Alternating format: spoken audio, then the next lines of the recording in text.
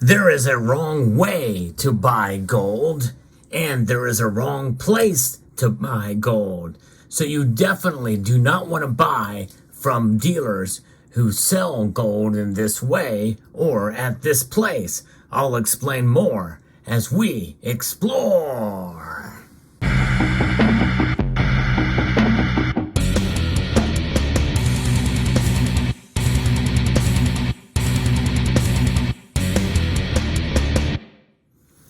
When we buy precious metals, we want to have the utmost confidence that we are going to be getting the best price for the best product that we can out there.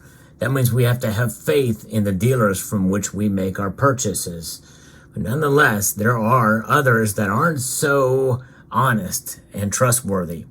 Now, some of that also may have to do with how they advertise their product. And that is one of the aspects that we have to think about here whenever you do buy your precious metals, is how it's being advertised.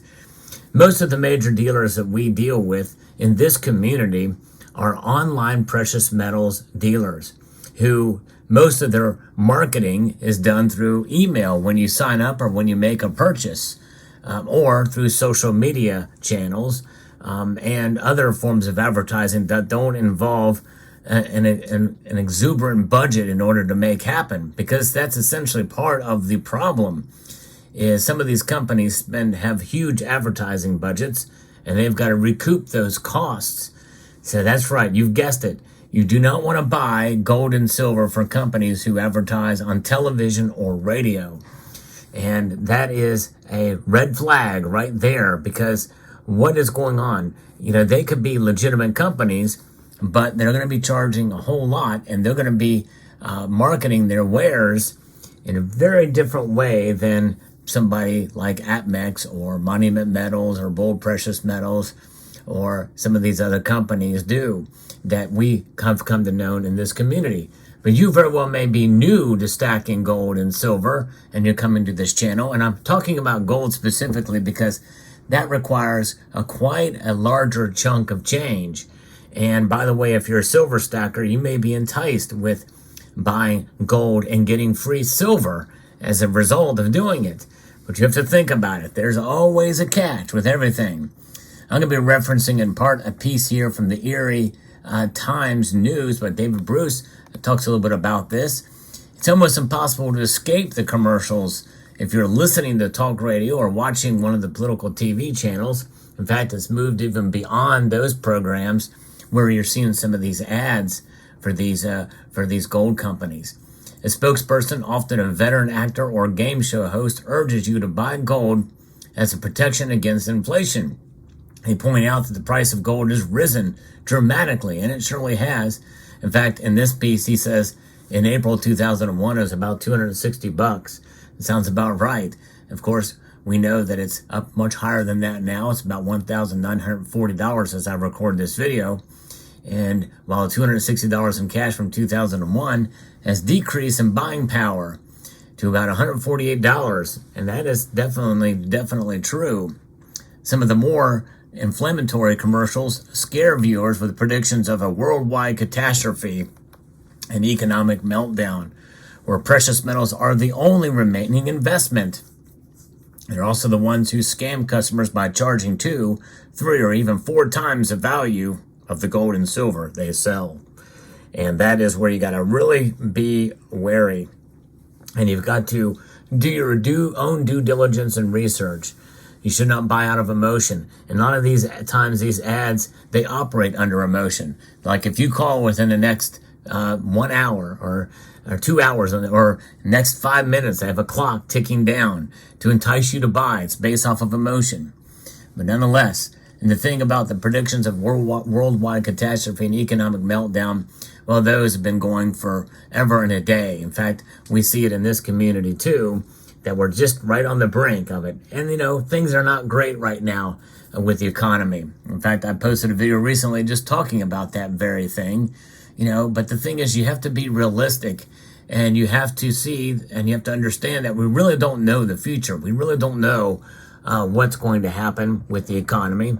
There's a lot of things that seemingly are leading us into the direction of a potential recession coming down the pike, but we don't know exactly when that's going to come and how severe it's going to be.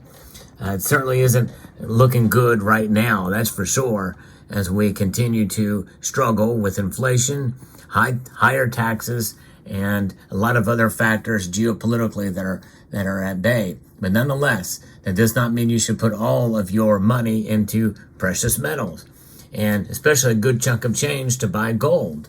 And some experts believe gold and silver can be valuable additions to an investment portfolio, but that's only true if you buy them at a fair price. And you also have to think about spot price that can fluctuate from time to time as well. So you have to consider that. Many of our customers buy precious metals to stay diversified with their investments, according to Todd Sirwinski, who's the owner of Erie Gold Exchange, a precious metal shop up there. If you have 5% of your investment's net worth in precious metals, that's fine for staying diversified. In fact, they're using the word investment here. I think that's really not the best way to look at it. You should look at it as a savings vehicle, as an insurance policy, really. And when you look at it in that light, you're not going to speculate with your insurance or with your savings. Whereas with investments, you do speculate. And so that's another way to be even more cautionary towards these precious metals. Sirwinski doesn't recommend taking money out of retirement savings accounts to buy precious metals.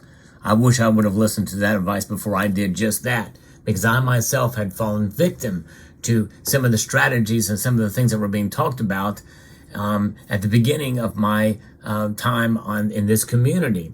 I thought for sure that the dollar was very close to collapsing and that we are on for economic hardship to the likes we've not seen since probably the Great Depression. I just figured it was coming. It was right around the corner, but alas, it was not. And those were pretty dire times, I remember.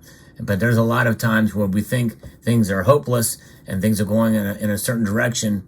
And usually if you look through the course of history, it's been a lot worse during other times. So hopefully we'll make our way out of it. But we have a lot of things. We have a lot of problems in the country, not to mention this massive $32 trillion in debt we're looking at here. But again, you have to have balance and you have to understand that they can kick the can down the road for a long time. And by the way, they will. Just expect it. The penalties and taxes associated with withdrawing money early from an IRA would likely negate any profit should the price of gold rise. In fact, I can vouch for that. I might do another video talking about that very thing, because this is exactly right. It's also important how you purchase gold or other precious metals. You know, they do fall into two categories. We have bullion, and then you have collectible coins. I'm going to show you an example here of a collectible gold coin that is barely a collectible gold coin by some measures, and that is the St. Gaudens Gold Double Eagle. A coin like this, you'll pay a little bit more of a premium for it, but it's these coins that sometimes, you know, you can get them for much closer to spot than others, but you have to know the market for these coins. It does fluctuate. It fluctuates greatly. So keep that in mind whenever you're buying precious metals, to have knowledge of the coins you're going to buy. That's incredibly important to do your research there. A bullion or bars or coins that have no value above spot price of the precious metals, while collectible coins might have additional what's known as numismatic value. That's collector value. And coins like this certainly do have it. But there's some modern pieces that have started to get some collectability as well too. These dragon coin bars have done fairly well in the secondary market, and some of the backdated pandas and other coins do well after a while too. But it just depends on what it is and how you buy it and the time it takes to accumulate that numismatic value. And it also means that your audience is going to be much narrower for coins like that, for pieces. So you have to take that into consideration as well. Reselling is going to be a problem in due course with coins like that. Many of the commercials are for collectible gold coins that include this markup that ranges from 40 to 200% above the spot price, according to the Commodity futures trading commission. And that means that they can indeed greatly inflate the price and not bat an eye about it. And so there's something to consider there. It might be okay if you're buying gold coins as a collector, but paying an extra $750 to $3,800 per ounce for investment gold makes it much more difficult to earn a profit when it comes time to sell, according to the CFTC. And it just depends on when you sell, how you sell it, and who you sell it to. It's tough. It's tough to do. It's a risky opposition, or a risky proposition. Folks, when you get into that, that is speculation. That is gold as an investment. And you can do well with it, but you can also get burned greatly doing that as well too. So keep in mind the differences there. And so I always say, if you collect something, do it for the love of it. Unless you know the market where you can resell it, it's almost too risky and too much stress to worry over. Unless you invest in stocks, and if that's the case, well, you understand that risk and you participate accordingly. If you were buying a gold coin from Erie Gold Exchange last week, the markup of premium was about $50 to $60 an ounce, which is about normal. Actually, that's actually pretty good, really, when you think about it these days. The premium does rise and fall depending on what we have to pay, according to Sierwinski. They are fairly reasonable right now, but they could increase if the market goes into a frenzy. In other words, increased demand. Investors also have to be wary of outright fraud. The AARP reported that 2 Los Angeles men bilked at least 1,600 people out of more than $185 million between 2017 and 2020 by charging them double to quadruple the spot price for gold bullion. Well, I don't know that I would take much advice or reports as from the AARP. AMAC is a much better organization. Many of these victims were older people who used their retirement savings to buy gold bullion and coins. As with any major purchase, do your homework before investing in gold. Shop around by calling local dealers like Sierwinski and ask friends about their experiences if they have purchased precious metals for an investment. Do your research before coming in. This is the statement from a fair and honest broker, Sierwinski here from this local coin shop there in Erie, Pennsylvania. Or yeah, I guess it's Erie, Pennsylvania. So that's definitely good advice for sure. And I would say that generally, as a rule, it's best not to buy any gold from TV or radio commercials. There are some exceptions, very few exceptions, but that's the way you want to protect yourself. And again, do your research. And this channel is here to help inform you as well in times like this, because you are spending a lot of money for gold. And it does cost a lot. There's no need to spend any more than necessary, than you have to, especially with the market conditions and where they are and the fluctuating prices for spot. It's somewhat of a risk.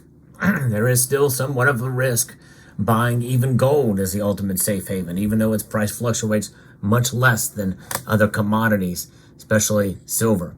So there you go. Let me know what your thoughts are in the comment section down below. Hope you found this video informative, insightful, and educational.